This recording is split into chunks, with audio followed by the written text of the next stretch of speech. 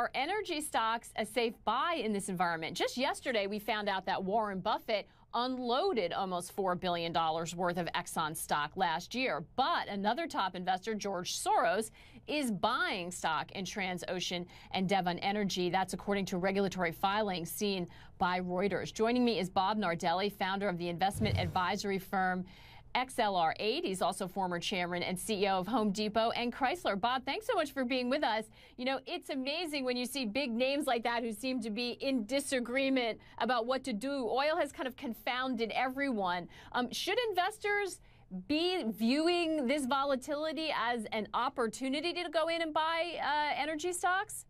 Well, Maggie, first of all, thanks for having me on today. And the answer to that is yes. I think we should be, as investors, we should be looking at this opportunity. I'm really excited about the U.S. market gaining a global position now with being #1 in natural gas and closing in on oil. So your previous guest talking about the uncertainty of capacity and production, certainly adds to the complexity of the situation. But when you think about Venezuela, you think about Libya, you think about Russia, the instability there and the uncertainty has caused some people to pull back. But I'm a real zealot on energy independence in the United States. I applaud what both the large and the small entrepreneurs have done to gain energy independence in the United States. So I would look very seriously at investing in the utilities and energy here in this market, and probably be a little concerned about investing offshore with all of the volatility that's out there today.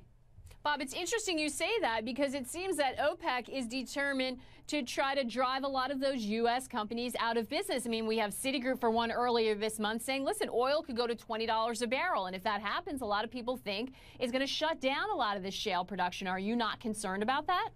Well, I'm very concerned with the pullback that I've seen recently. The loss of high-paying, good jobs concerns me here in this market. I think, if you think about the billions of dollars of revenue it's created for the federal government in the form of taxes, yes, I am concerned about that. I think there are some things we could do on policy that allow us to be even a broader global player in this market, the ability to export more oil. We're moving more in the direction of exporting natural gas. So I think with the entrepreneurship and the development, the technology we have in the U.S., we ought to be more of a global player in this market and take advantage of some of the volatility that's taking place offshore. We saw yesterday where Putin talked about consolidating all of the oil production in Russia to gain more of a competitive advantage globally. So again, there's a lot of movement, a lot of uncertainty. I hope we aren't pulling back too quickly here in the United States so that we can take advantage of opportunities that emerge.